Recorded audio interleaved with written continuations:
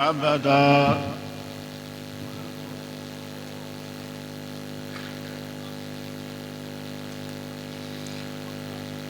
وأستعينه وهو المنعم المولى ونعم النصير مؤيدا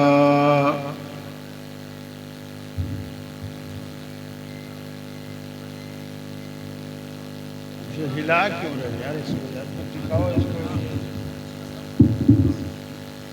किसी का सहारा लगाओ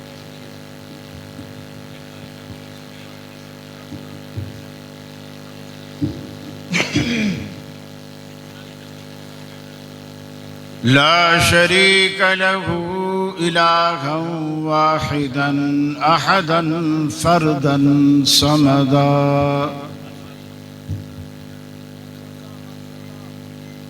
वअशहदु अन्न सय्यदना व सनदना मुहम्मदन अब्दुहु व रसूलुहु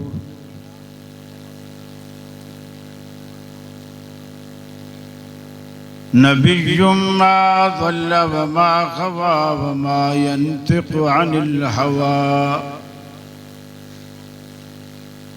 फसल्लल्लाहु अलैहि व बारक व सल्लम व अला आलिहि व अस्हाबिहि व अज़वाजिहि सलातन दाइमन सरमदा अम्मा बाद फ़अऊज़ु बिल्लाहि मिनश शैतानिर रजीम बिस्मिल्लाहिर्रहमानिर्रहीम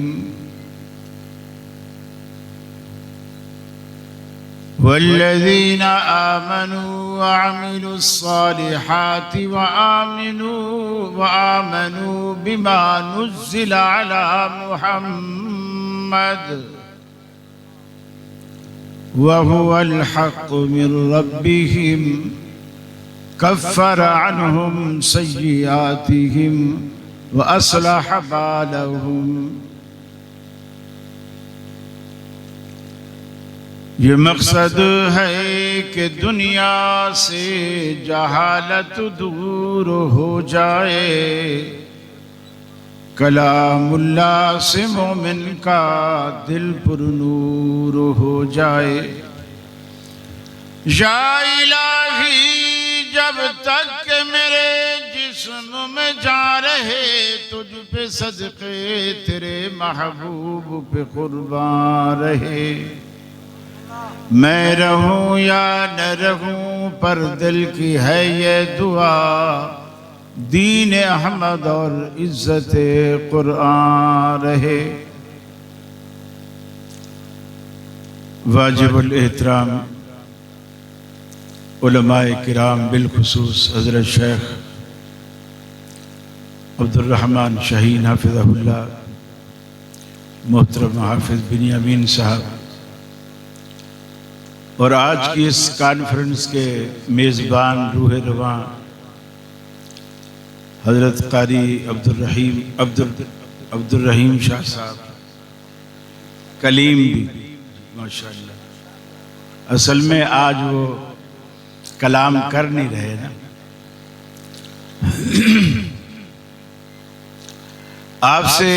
आपने मुझसे माक़बल माशाअल्लाह बड़ी शोला बयां जानदार शानदार तकरीरें सुनी। अल्लाह ताला हमें अमल की तौफीक अता फरमाए और सही मनहज को समझने और उस पे अमल पैरा होने की तौफीक अता फरमाए। आप लोग मुझे नज़र नहीं आ रहे चूँकि दो कैमरे वाले मेरी आंखों को ख़राब करने के लिए सामने खड़े हैं। अगरचे मैं दरख्वास्त कर चुका हूँ लेकिन ये लोग ज़िद्दी हैं, मानते नहीं हैं। अल्लाह इनको जज़ाए खैर दे और हिदायत दे। हालांकि माशाल्लाह इतनी बड़ी बड़ी इंतज़ामिया ने लाइटें लगा दी हैं, आपकी इन लाइटों की ज़रूरत ही नहीं। ये कहते हैं भी वीडियो में तस्वीर काली आएगी, वो काली मेरी आएगी, तुम्हारी तो नहीं आएगी ना।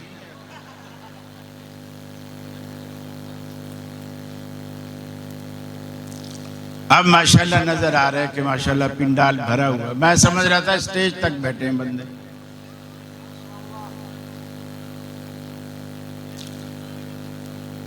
मुझे इंतजामिया की तरफ से हुक्म मिला है मनहज अहले हदीस के हवाले से कुछ बातें आपके गोश गुजार करूंगा। मेरी आपसे सिर्फ एक ही इल्तिजा है, खामोशी से तवज्जो से बात को सुनिएगा। कराची वाले नारेबाजी के शौकीन नहीं हैं। बिल्कुल आपका यही एहसान होगा कि आप सारी बात तवज्जो से सुने।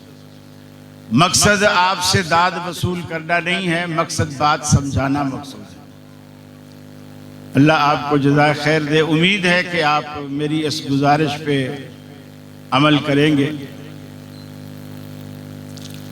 दुनिया में कहा जाता है कि मसलक अहले हदीस एक नया मसलक, ये नए लोग आए। मोहतरम ज़हीर साहब भी फरमा रहे थे कि लोग हमें कहते हैं जी अंग्रेजों की पैदावार है। असल में ये लोग क्यों कहते हैं, ये क्यों कहते हैं कि हम अंग्रेजों की पैदावार है, इसके पीछे भी एक वजह है। वो वजह ये है, जब अंग्रेज का दौर था, हमारी जमात के शेर हजरत अल्लामा सनाउल्लाह अमृतसरी रहमतुल्लाह अलैह हर मैदान में दनदनाते थे। उनका तोती बोलता था, क्या ईसाई, क्या यहूदी, क्या पादरी, क्या ये हनफी, क्या दूसरे, सब खौफ खाते थे। जिस मैदान में वो उतरते अल्लाह उन्हें फतेयाब करता। मुनाजरे ऐसे गलियों में नहीं होते थे, अदालतों में होते थे। अदालतों में जज अंग्रेज होते थे और अंग्रेजों का काम ये होता था कि मुसलमानों को लड़ाओ और हुकूमत करो। इसलिए वो अदालतों में मुनाजरे करवाते थे। जब अदालत में मुनाजरे होते और जज अंग्रेज होते, जाहिर बात है वो मौलवी तो होते नहीं थे, उनको किसी चीज का पता ही नहीं होता था। तो जो मुनाजिर अपना मौकफ लिखवाते थे कि जी हमारा मौकफ ये है, और वो कहते हमारा मौकफ ये है, तो उनको वो मौकफ साबित करना होता था। उन्होंने सारी तवज्जो इस पे देनी थी कि इन्होंने जो मौकफ लिखवाया है आया उसको साबित किया है कि नहीं। उसमें अल्हम्दुलिल्लाह जब अहले हदीस को अल्लाह फतह देता, बस्तियों की बस्तियां, गांवों के गांव, शहर के शहर अहले हदीस होते, लोगों की धूम मच गई। अब वो चूंकि वो इतना उरूज मुनाजरों की वजह से अंग्रेज अदालतों से अहले हदीस को मिला, अल्लाह ने इज्जत दी। वो तो हर शर के अंदर से भी अल्लाह ताला खैर निकालता है। मूसा अलैहिस्सलाम को पालना था तो फिरौन को पहले पैदा किया, फिर फिरौन के घर में मूसा अलैहिस्सलाम को पाला, फिर उसी मूसा अलैहिस्सलाम से फिरौन का तख्त उल्टा। मौलाना सलाउल्लाह नसरी रहमतुल्लाह अलैह की इंडिया में एक मस्जिद के अंदर झगड़ा हो गया। मस्जिद अहले हदीसों ने बनवाई, तादाद में थोड़े थे, हनफियों ने कब्जा कर। ये बीमारी आज भी है। ये एक अलग बात है कि आजकल जरूरी नहीं कि हनफी कब्जा करें, कोई भी कब्जा कर लेता है।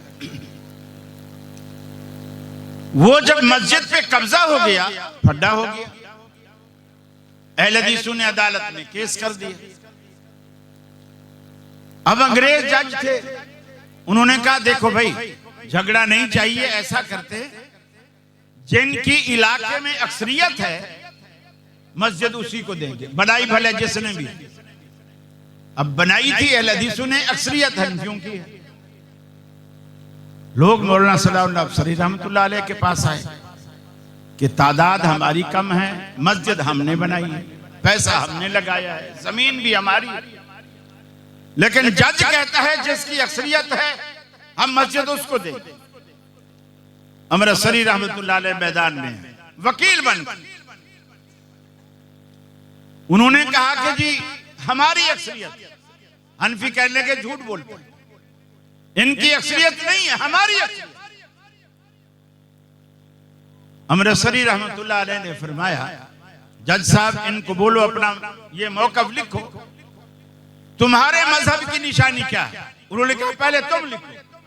इन्होंने लिखा कि हमारे मजहब की निशानी ये है कि हम हाथ सीने पर बांधते नमाज में, हम सीने पर हाथ बांधते। जज ने उनसे कहा तुम्हारे मजहब की निशानी क्या है? उन्होंने कहा जी हम नाफ पे हाथ बांधते। लिख लो, दोनों के मौकफ लिख लो। अब जज मौलवी नहीं है, उसने सिर्फ ये गिनना है कि सीने पर हाथ वाले ज्यादा है या नाफ पर हाथ वाले ज्यादा। अब तादाद देखी गई, हनफी कहे हम इतने हजार हैं, अहले हदीस कहे हम इतने हजार हैं। मौलाना नसरी रहमतुल्लाह ने कहा जज साहब ये लोग होशियारी कर रहे हैं, इन्होंने आपको लिख के दिया है कि हमारी निशानी हम पेट पे नाक पे हाथ बांधते हैं, और हमने लिख के दिया है हम सीने पर हाथ बांधते हैं। हमारे घरों में जितनी औरतें हैं वो भी अहले हदीस हैं, जो इनके घरों में औरतें हैं वो भी अहले हदीस हैं। इनकी बेटियां भी सीने पर हाथ बांधती हैं, इनकी औरतें भी सीने पर हाथ बांधती हैं, इनकी बहनें भी सीने पर हाथ बांधती हैं, और हमारी माएं बहनें भी सीने पर हाथ बांधती हैं, और हमारे मर्द भी सीने पर हाथ बांधती हैं। इनके सिर्फ मर्द गिन लो और बाकी इस शहर की पूरी औरतें अहले हदीस। और जब गिनी गई, ये जो कहते हैं ना कि इनके पीछे अंग्रेज है, वो उसकी असल लॉजिक है, वो असल बात नहीं बताते कि अंग्रेज के वक्त में इनको उरूज मिला कैसे। अल्हम्दुलिल्लाह हाथ कंगन को आरसी क्या, हर दौर में अहले हदीस का सितारा अल्हम्दुलिल्लाह चमकता रहा। अब आप देखिए हमारे मजहब की दो मसलक की दो बुनियादें, एक तौहीद है, तैयब शाह साहब ज़ैदी हफ़िज़हुल्लाह बयान फरमा गए, ये हमारी पहली असास और बुनियाद, ये हमारे मसलक की बुनियाद। दूसरी है सुन्नत, और तीसरी ये है कि कुरान और सुन्नत का वही मफहूम मोतबर है जो सहाबा किराम ने दिया। बस ये तीन बातें हमारे मसलक की असास है, बुनियाद। अकीदा तौहीद, बंदगी अल्लाह की। जब अल्लाह की बंदगी करनी है तो सवाल होगा कैसे करें, कैसे करें। ला इलाहा इल्लल्लाह पढ़ा, अल्लाह के सिवा कोई माबूद नहीं, मान लिया। अब मैं बंदगी करना चाहता हूं, अल्लाह मैं कैसे बंदगी करूं? जवाब दिया मोहम्मदुर रसूलुल्लाह। अब जो बंदगी करनी है उसका तरीका, उसका सारा के सारा अमल आपने मोहम्मदुर रसूलुल्लाह सल्लल्लाहु अलैहि वसल्लम से लेना है। जिस तरह वो नमाज पढ़ते हैं ऐसे नमाज, वो हज करते हैं वैसा हज, जैसे वो ज़कात देते हैं वैसी ज़कात, जैसे वो कुर्बानियां करते हैं वैसी कुर्बानी।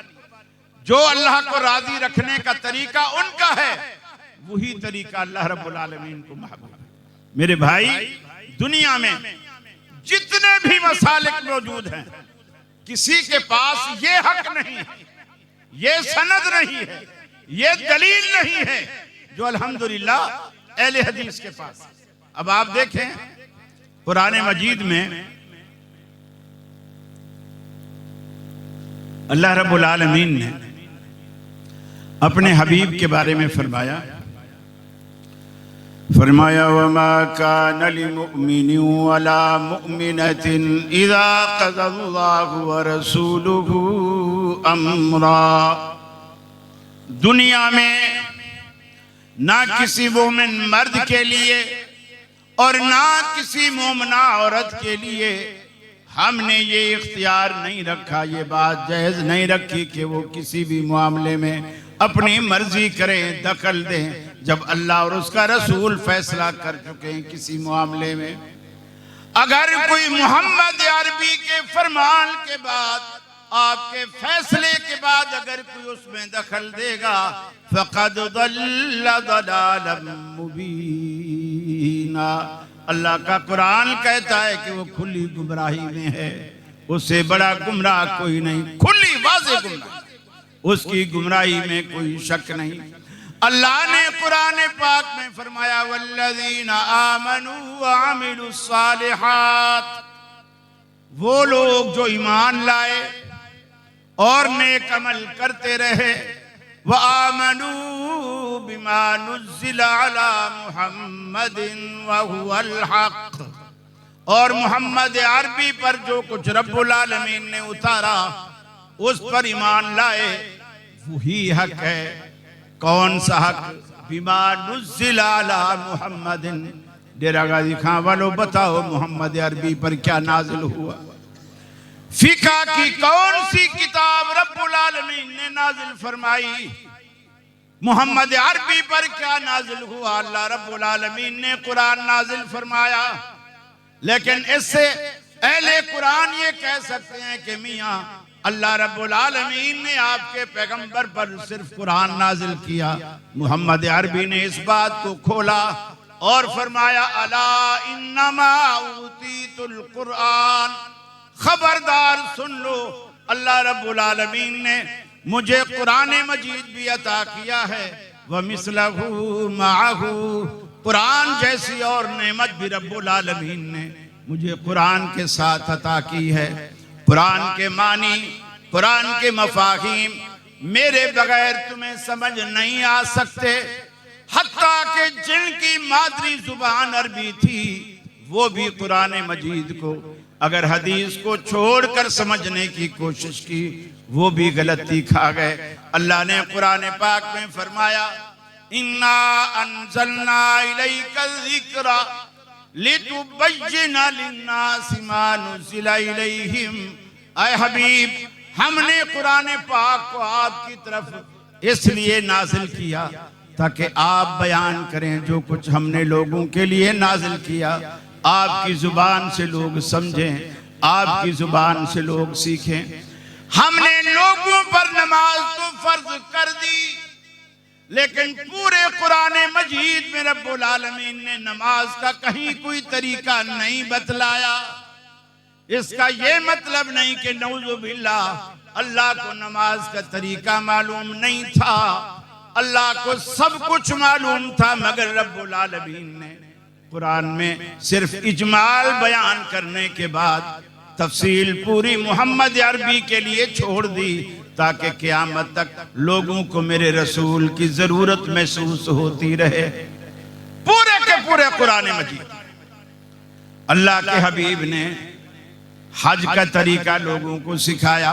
अल्लाह ने कहा तिम्मुल हज वल उम्रता लिल्लाह, हज को भी उम्रे को भी अल्लाह रब्बुल आलमीन के लिए इसे तमाम करो, मुकम्मल करो, पूरा करो। लेकिन हज का तरीका नहीं बताया।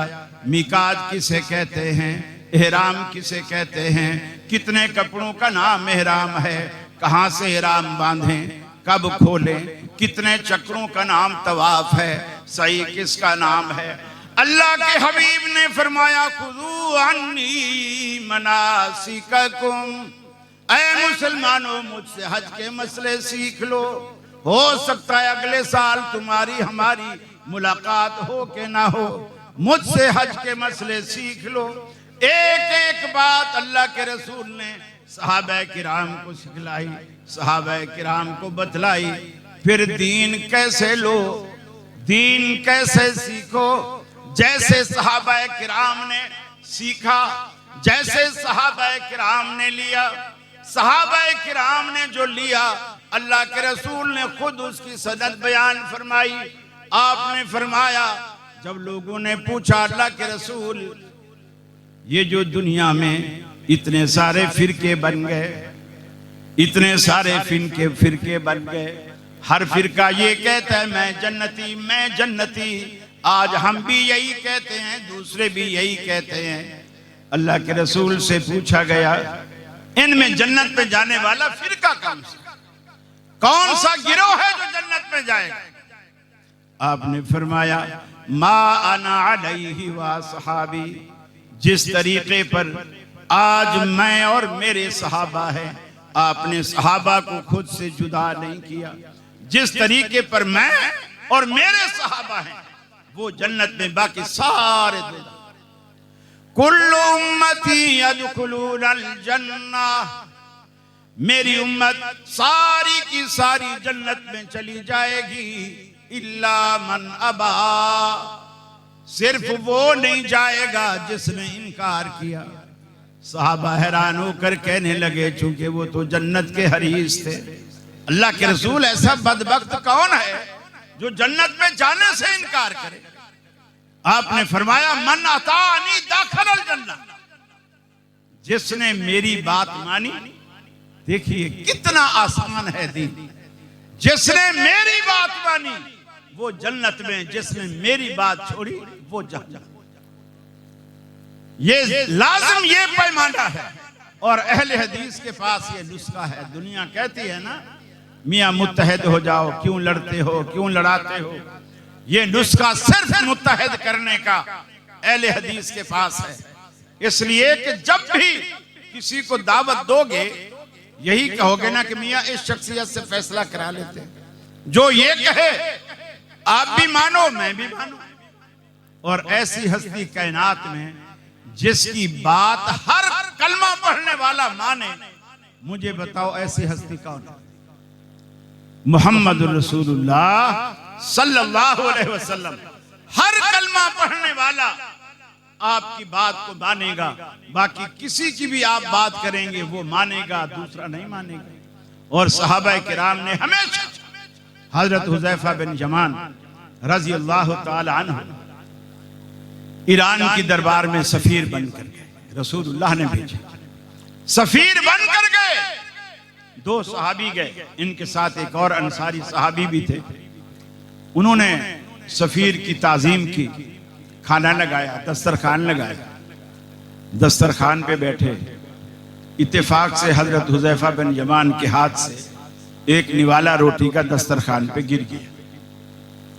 इन्होंने उठाया और उसको दोबारा, चूंकि दस्तरखान पे ही गिरा था, कोई मिट्टी में जमीन में भी नहीं गिरा था, खाने लगे। दूसरे जो सहाबी बैठे थे उन्होंने कोहनी मारी, ये बादशाह का दरबार है, ये बादशाह का दरबार है, यहां बुरा समझा जाता है, ये बदतहजीबी मानी जाती है। लोग कहेंगे ये भूखे नंगे, निवाला गिर गया फिर उठा रहे। सैयदना हुज़ैफा बिन यमान रज़ियल्लाहु ताला अन्हु ने कहा, मैं तो खाऊंगा, ये कुछ भी कहते रहे, अतरो को सुन्नत रसूलिल्लाह सल्लल्लाहु अलैहि वसल्लम लिहाउलाइल हुमका, मैं इन बेवकूफों के लिए अल्लाह के नबी की सुन्नत को छोड़ दूं। ये बेवकूफ हैं जो नबी की सुन्नत को छोड़ते हैं। आज हमें हनफियों से भी मोहब्बत है, हम कहते हैं अल्लाह के नबी की सुन्नत छोड़कर बेवकूफ मत बनो, बेवकूफ मत बनो। हजरत हुज़ैफा बिन यमान कहते हैं, अकलमंदी का तकाजा यह है, दरबार किसी की भी हो लेकिन सुन्नत का परचम लहराना चाहिए। हजरत इमाम अहमद बिन हंबल रहमहुल्लाह से एक शख्स ने पूछा, इमाम साहब रफ़ुल यदैन के बगैर नमाज हो जाती है? आज हमारे भी अक्सर पूछते हैं, रफ़ुल यदैन के बगैर नमाज हो जाती है? इमाम अहमद बिन हंबल रहमतुल्लाह अलैह ने फरमाया, नमाज तो हो जाती है मगर रसूलुल्लाह के तरीके के खिलाफ होती है। नमाज हो जाती है लेकिन रसूलुल्लाह के तरीके के खिलाफ होती है। जो नमाज रसूलुल्लाह के तरीके के खिलाफ हो, अल्लाह रब्बुल आलमीन उसे पसंद ही नहीं करता, उसे पसंद ही नहीं करता। लक़द कान लकुम फी रसूलिल्लाह उस्वतुन हसना, अल्लाह को जो तरीका पसंद है वो रसूलुल्लाह का तरीका पसंद है। आपने 23 साल दौरे नबूवत की जिंदगी में जो कुछ उम्मत को दिया वो तरीका अल्लाह के रसूल का पसंद है। अब आप देखिए, हमारे यहाँ एक तबका ऐसा है हदीस की अहमियत को गिराता है, और हदीस की अहमियत को गिराते हुए दुनिया को यह बताता है कि मियां कोई भी मसला तुम्हारे सामने आया, पहले कुरान को देखो, अगर कुरान में ना मिले फिर हदीस में। ये फिक्र इस्लामी नहीं, ये जहन में बिठा लीजिए। पहले कुरान में ढूंढो, कुरान में ना मिले तो फिर हदीस में ये इस्लाम की तालीम नहीं। अगर कोई मुफ्ती आलिम है, कुरान भी जानता है, हदीस भी जानता है, किसी साइल ने उससे कोई मसला पूछा और उसके जहन में कुरान की आयत से पहले कोई हदीस आ गई, तो वो इस बात का मुकल्लफ नहीं है कि वो पहले रुके, पहले कुरान में अपना दिमाग घुमाए, आयत ढूंढे, अगर ना मिले तो फिर हदीस में देखे।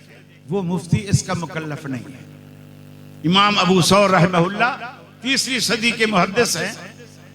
ये उस जमाने में एक घर के अंदर फौतगी होगी, औरत फौत होगी, और पूरे मोहल्ले में, यूं समझ लो पूरे डेरा गाजी खां में एक ही औरत थी जो खवातीन को गुस्ल देती थी। गासिला एक ही थी जो मैयत नहलाती थी औरतों की। जब उसके पास गए, भी फलां घर में औरत फौत हो गई है, आप आइए गुस्ल दीजिए। उन्होंने कहा गुस्ल से तो मुझे इनकार नहीं है, लेकिन मैं इस वक्त हैजा हूं, आप मौलवियों से पूछो, मुफ्तियों से पूछो, आया हैज की हालत में मैं मैयत नहला सकती हूं या नहीं। लोगों ने कहा ठीक है भाई। अब उससे पूछ रहे, उससे पूछ रहे, उससे पूछ रहे। अब लोग पूछते हैं, कोई मौलवी कह देता हाँ हाँ दे दे, तो वो पूछते हैं दलील क्या है। दलील तो कोई नहीं, बस दे दे, कोई हर्ज नहीं। कोई बोल दे के ना दे, वो तो लोग ने पूछे दलील क्या है, बोले इसलिए कि वो नापाक है, वो गुस्ल ना दे। इसी कश्मकश में, इसी तलाश में जोहर का वक्त, जोहर में मस्जिद में अजान हुई। इमाम अबू सौर रहमतुल्लाह अलैह मस्जिद में नमाज पढ़ने के लिए, पढ़ाने के लिए तशरीफ लाए। लोग परेशान। अब नमाज से पहले उनको पकड़ लिया। हजरत बड़ी परेशानी, सुबह से हम सरगर्दां फिर रहे हैं, कोई कुछ बताता है, कोई कुछ बताता है। मैयत घर में रखी हुई है, गुस्ल देने वाली एक औरत, क्योंकि ये हर औरत हिम्मत भी नहीं करती, क्योंकि उसको पता होता है कि अगर मैं चली गई मैयत वाले घर, इजराइल वहीं कहीं होगा, मुझे देख लेगा और फिर अगले दिन मेरे घर आ जाएगा। ये बड़ा एक मसला होता। इमाम साहब से पूछा, जिस मैयत में जिसको एक औरत ने गुस्ल देना है, वो औरत हैजा, और वो कहते हैं मसला पूछ के बता, हम सुबह से परेशान। इमाम साहब ने कहा उसे बोलो जाओ गुस्ल दे दे। उन्होंने कहा दलील। कहने लगे दलील ये है, अल्लाह के रसूल वुजू करके आए, मुसल्ले पर खड़े हुए, थोड़ी फासले पर जाए नमाज रखी थी, आपने ऐशा से कहा ऐशा ते वो तेरे करीब जाए नमाज रखी हुई है, वो मुझे उठा के दे। हजरत ऐशा फरमाने लगी अल्लाह के रसूल मैं हालत हैज में हूं।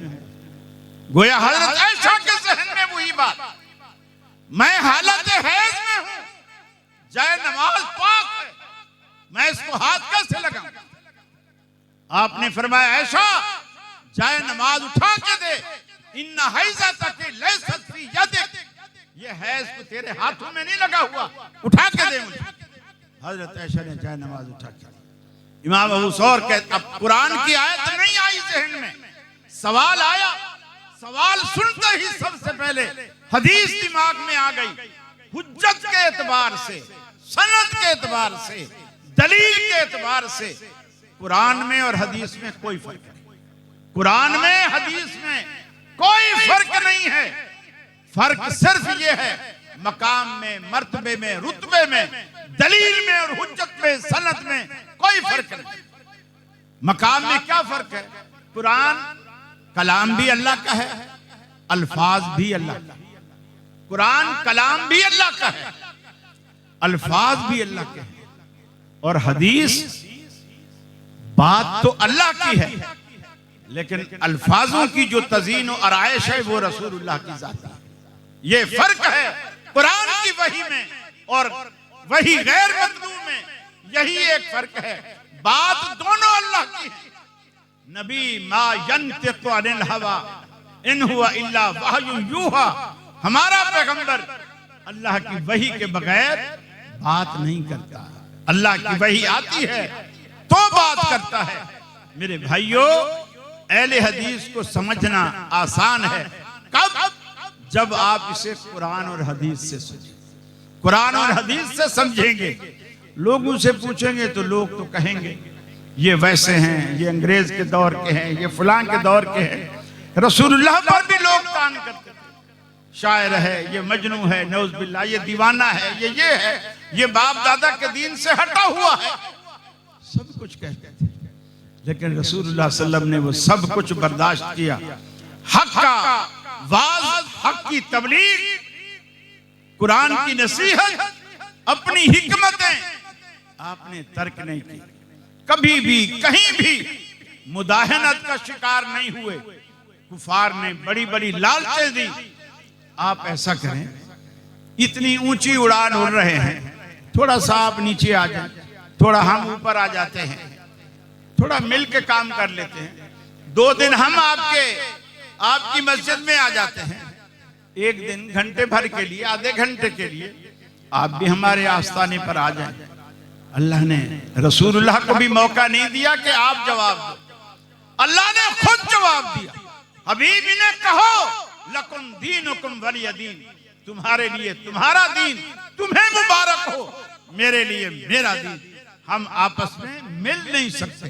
तौहीद की सौदाबाजी करके कभी भी इत्तेहाद नहीं हो सकता, कभी भी। देखिए भाइयों, लोग कहते हैं एक चावल 400 रुपए किलो वाला और एक चावल 200 रुपए किलो वाला, दोनों चावल अगर आप इनको आपस में मिला दें, कीमत किसकी गिरेगी और किसकी बढ़ेगी? किसकी गिरेगी? 400 वाले की। 400 वाला जब भी 200 किलो वाले से मिलेगा उसकी वैल्यू नीचे आएगी, और 200 वाला जब भी 400 वाले से मिलेगा उसकी वैल्यू ऊपर हो जाएगी।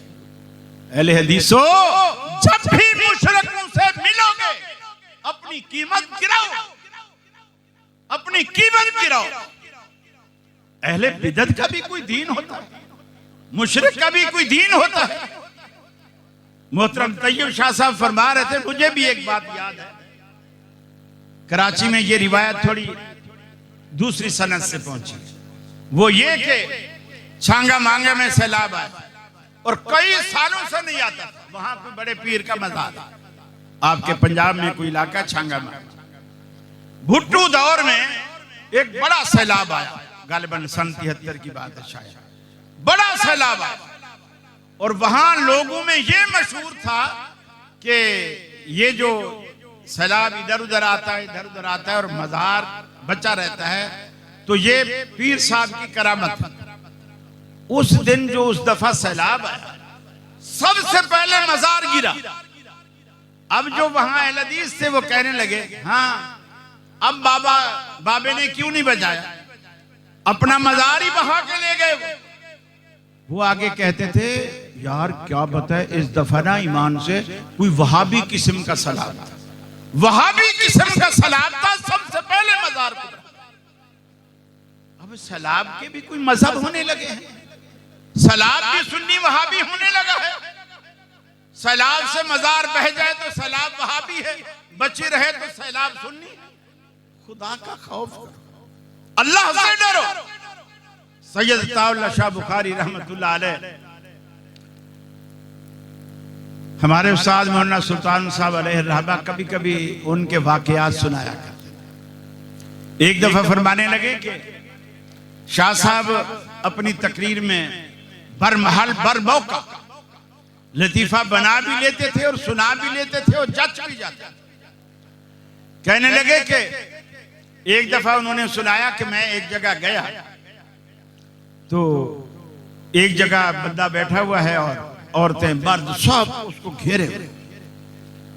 मैं भी बोले करीब गया, मैंने जाके देखा तो अल्लाह याज़ बिल्लाह वो बगैर कपड़ों के बैठा हुआ है और लोग उसे चूम चाट रहे हैं वगैरह, मर्द औरत मिक्स। और जिनसे वो ज्यादा खुश होता है उन्हें जेरे नाक एक बाल तोड़ के दे देता है। वो उसे संभाल के चूमते हैं, चाटते हैं, पता नहीं क्या करते हैं, पुड़िया बनाते हैं, जेब में डालते हैं, घर में बरकत के लिए ले जाते हैं। जब मजमा छट गया, शाह साहब कहते हैं मैं उसके पास गया, मैंने उससे कहा कि तुझे शर्म नहीं आती? लोग इतनी अकीदत से तेरे पास आते हैं और तू उन्हें उनकी अकीदत के जवाब में ये नापाक बाल देता है। तो कहते हैं कि वो मुझे पहचानता था और कहने लगा, शाह साहब बेवकूफ या बेशर्म या बेहया मैं नहीं हूं, ये लोग इनको पता है कि मैं इतना कंगला हूं कि मेरे पास तन ढांपने के लिए कपड़ा भी नहीं, और ये लोग मुझसे मुरादें मांगने आते हैं। शाह साहब अब आप ही बताओ, मेरे पास इन गंदे बालों के सिवा है क्या जो मैं इनको दूं? मेरे पास क्या?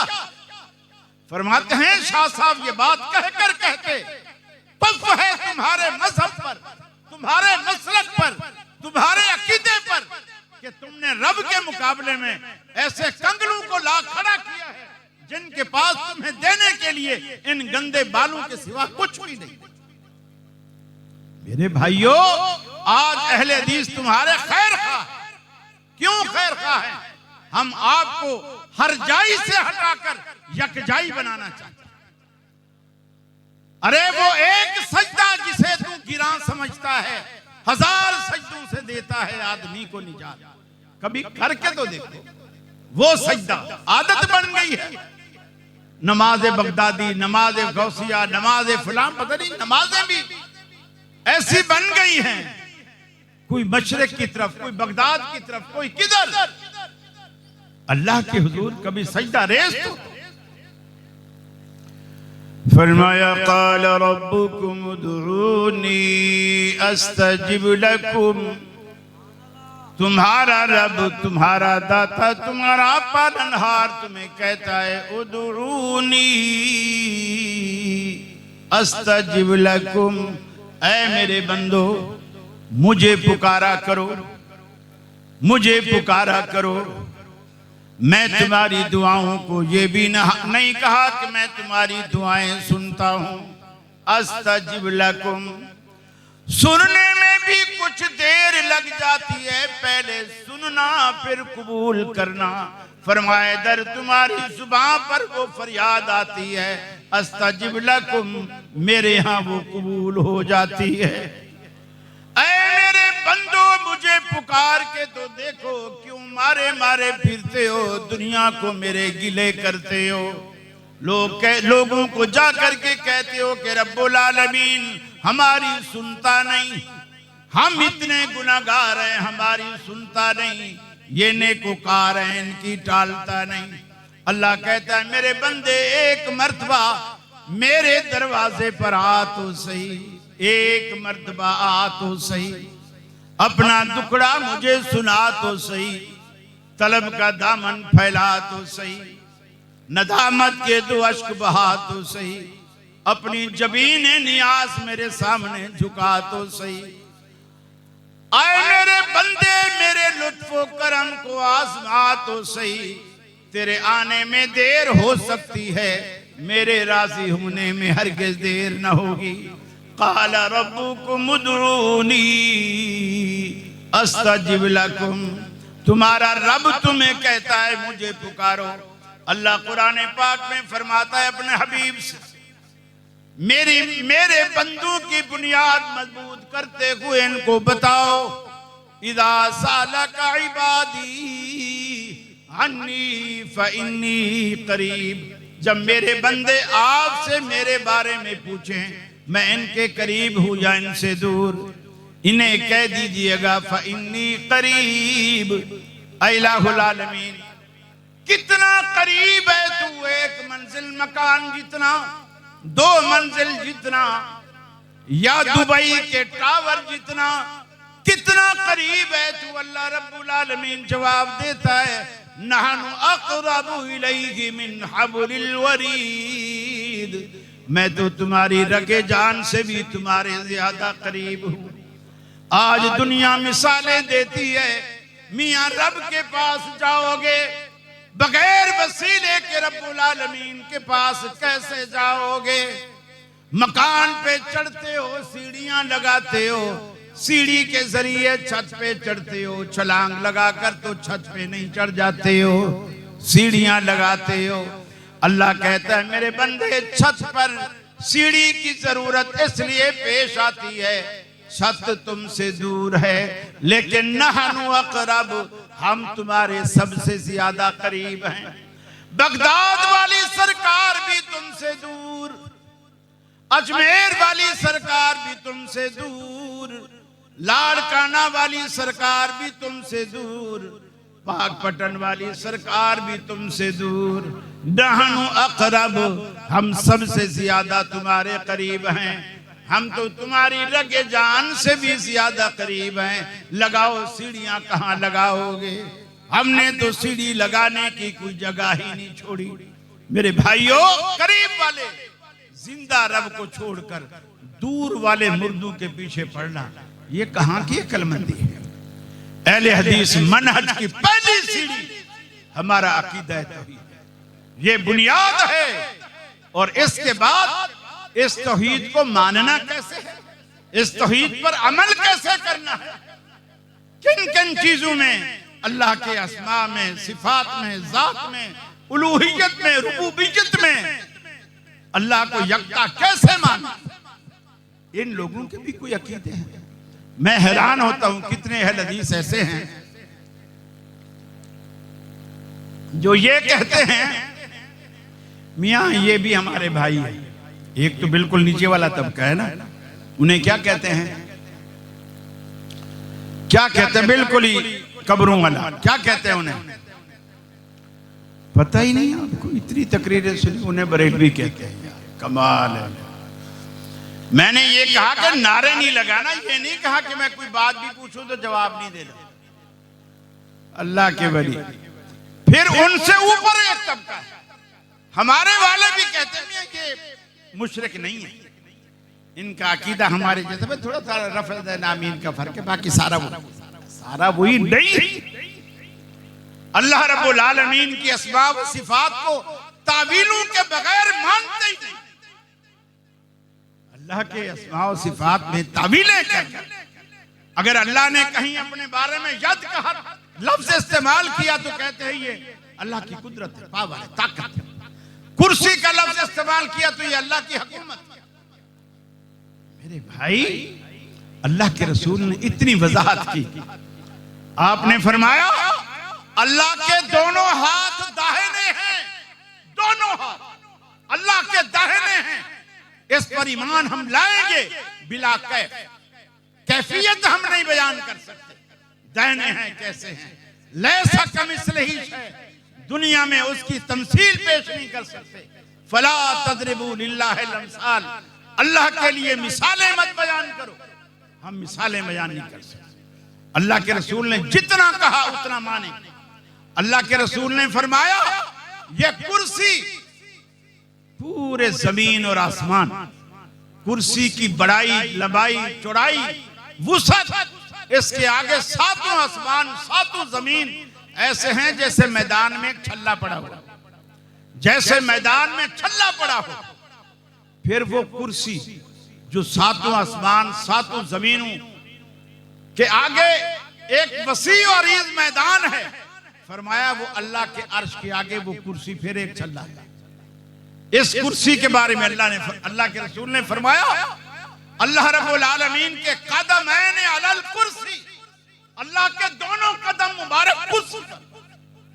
लेकिन इसकी कैफियत को हम बयान नहीं कर सकते, लेकिन जो बातें अल्लाह और उसके रसूल ने बतला दी है उस पर ईमान लाना हर मुसलमान पर बिला कैफ, बिला तशबीह, बिला तमसील हम पर मानना फर्ज है। ये अकीदे के बुनियादी मसले हैं। और अहले हदीस के सिवा अल्हम्दुलिल्लाह इस दुनिया में अहले हदीस मसलक के सिवा, चाहे वो नीचे वाले हों, ऊपर वाले हों, दरमियान वाले हों, अकीदा किसी का सही नहीं, तौहीद किसी की रास्ते नहीं। और आप बेटियां भी देते हो, लेते भी हो, किसी का मामू वो है, किसी का नाना वो है, किसी का फूफा वो है, किसी का दामाद वो है, किसी का ससुर वो है। कोई बात नहीं जी मौलवी साहब, सबसे बना के रखो। मेरे भाई क़यामत वाले दिन यकीन मानिए क़यामत वाले दिन अल्लाह एक ही ऐलान करेगा, दाल चावल अलग, ये खिचड़ी क़यामत वाले दिन नहीं पकने वाली, एक ही ऐलान करेगा, वम्ताजुल यौमा अय्युहल मुजरिमून, ऐ मुजरिमों की जमात अलहदा हो जाओ। दुनिया में तुमने बड़ी खिचड़ियां बना डाली, एक घर में मुशरिक भी, मुनाफिक भी, मुवाहिद भी, एक ही घर में।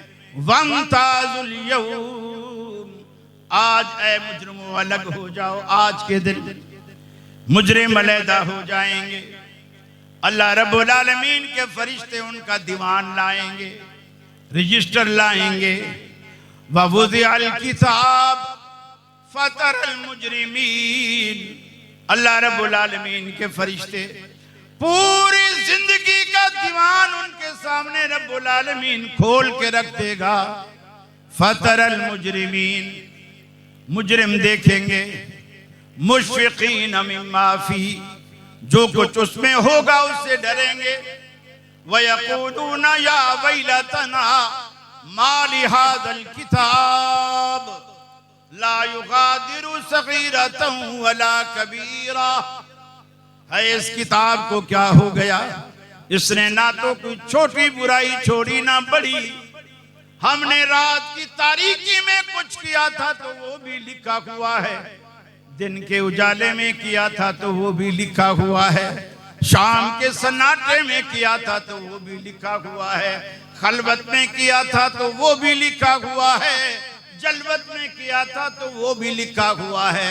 इसने ना तो कोई छोटा गुनाह छोड़ा ना बड़ा, हाय इस किताब को क्या हो गया। वयक़ूलूना या वैलतना मा लिहाज़ल किताब ला युगादिरु सगीरतन वला कबीरतन इल्ला अहसाहा ववजदू मा अमिलू हाज़िरा, जो कुछ सारी जिंदगी की सियाकारियां रब्बुल आलमीन उस वक्त इनको किताब में दिखा देगा। इनकार की कोई गुंजाइश नहीं, लिखा हुआ मौजूद है। आपकी पूरी की पूरी जिंदगी आज फिल्माई जा रही है। फमन यअमल मिस्काल ज़र्रतिन खैरन यरा वमन यअमल मिस्काल ज़र्रतिन शर्रन यरा, अगर किसी ने राई के दाने बराबर भी कोई गुनाह किया होगा तो उसे देखेगा, राई के दाने के बराबर भी कोई नेकी की होगी तो उसे भी देखेगा। अल्लाह रब्बुल आलमीन ने चारों तरफ सीसीटीवी कैमरे ऐसे लगाए हैं जो आपको दिखते नहीं, आपको दिखते नहीं। फिर सिर्फ सीसीटीवी कैमरा नहीं, मा यल्फिज़ु मिन क़ौलिन इल्ला लदैहि रक़ीबुन अतीद, पूरी दुनिया में अल्लाह के फरिश्ते टेप रिकॉर्डर लेके फिर रहे हैं। तुम्हारे मुंह से जो लफ्ज निकलता है फरिश्ते उसे रिकॉर्ड कर लेते हैं। क़यामत वाले दिन कोई मुकरने की गुंजाइश बचेगी? मुकरने की कोई गुंजाइश नहीं बचेगी कि आदमी कहे या अल्लाह मैंने ये नहीं किया था, मैंने वो नहीं किया था। मेरे भाइयों, अल्लाह ने सारे दरवाजे बंद कर दिए। अलबत्ता आज दुनिया में तौबा का एक दरवाजा खुला है, एक दरवाजा, लेकिन इसकी भी एक लिमिट है। जब मौत का फरिश्ता छाती पे बैठ जाता है अल्लाह ये दरवाजा भी बंद कर देता है। और अगर कोई ना मरा, बच गया, क़यामत उस पर कायम हो गई, तो उससे पहले भी एक लिमिट है। जिस दिन सूरज मशरक की बजाय मगरिब से तुलू हुआ, तौबा का दरवाजा बंद। फिर जो बंदा ईमान लाए, नेकियां करे, मैं सारा माल सदका करता हूं, अल्लाह कहेगा अब कोई फायदा नहीं, अब कोई फायदा नहीं। जब मैं मानता था तब तू नहीं मानता था, अब तू मानने पे आया है तो अब मैं नहीं मानता, अब मैं नहीं मानता। आज अहले हदीस की एक ही दावत है, अल्लाह की कसम अभी तौबा के दरवाजे बंद नहीं हुए, तौबा के दरवाजे खुले हैं। रूठे हुए रब को मना लीजिए, पीरों फकीरों के चक्कर से बाहर आइए। आपको कोई भी दुखड़ा है, कोई भी परेशानी है, ये कराची का एक फकीर आपको नुस्खा दिए जा रहा है। आप आधी रात को उठिए, वुजू कीजिए, मुसल्ला बिछाइए, 2 रकत नमाज पढ़िए, उसके बाद अल्लाह के सामने रो दीजिए, जितना रोना है रो दीजिए। आज हमारी दुआएं क्यों कबूल नहीं होती? क्यों कबूल नहीं होती? कभी आपने सुना छोटा बच्चा, मुसलमान का हो, हिंदू का हो, सिख का हो, यहूदी का हो, अंग्रेज का हो, अरबी हो, अजमी हो, गोरा हो, काला, बोल नहीं सकता, बोल नहीं सकता।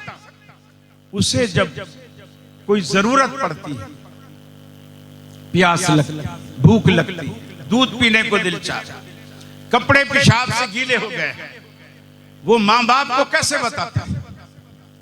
कैसे बताता है? बोलिएगा, कैसे बताता है? बोल तो वो सकता नहीं, वो रोता है। अंग्रेज का बच्चा, मुसलमान का बच्चा सिर्फ एक ही बोली जानता है, वो है रोना। अल्लाह कहता है मेरे बंदे, जब तू छोटा था, बोल भी नहीं सकता था, उस वक्त तू रोता था, हम तेरी हर जरूरत पूरी करते थे। आज तू बड़ा हो गया, तूने रोना छोड़ दिया, हमने देना छोड़ दिया। रोने की आदत फिर से डालिए, फिर से अल्लाह के आगे रोने की आदत डालिए। अल्लाह को अपना दुखड़ा सुनाइए, रोइए, यकीन मानिए, तावीज फरोशों से आप आज सब कुछ बेनियाज हो जाएंगे। कोई धागा पढ़ने वाला, कोई बोतल पढ़ने वाला, कोई थू करने वाला, कोई डॉक्टर, कोई कुछ भी करने वाला, आप खुद कफील हो जाएंगे। मुसल्ला बिछाएं, 2 रकत नमाज पढ़ें, अल्लाह के आगे रोएं, अल्लाह से कहें अल्लाह मेरी ये जरूरत। बेटियां घर में बैठी हैं, रिश्ते नहीं आते। जब बेटियां दी हैं तो इनके नसीब भी तो तू ही जगाएगा ना। बेटे दिए हैं, नौकरियां नहीं लगती, इनको रोजगार भी तो तू देगा ना। मेरी दुकान है, ग्राहक कोई नहीं आता, अल्लाह मेरा काम है दुकान खोलना, ग्राहक भेजना तेरा काम है। अल्लाह से कभी कह के तो देखे। ये अहले हदीस की दावत है। अपने अकीदे को दुरुस्त कीजिए और अपने अमाल को सुन्नत के मुताबिक कीजिए, और फिर सुन्नत और कुरान का वही मफहूम लीजिए जो सहाबा किराम ने लिया है। व आखिर दावाना अनिल हम्दुलिल्लाहि रब्बिल आलमीन। अस्सलामु अलैकुम व रहमतुल्लाहि व बरकातुहू। व अलैकुम सलाम व रहमतुल्लाहि व बरकातुहू। हजरात, अब आपके सामने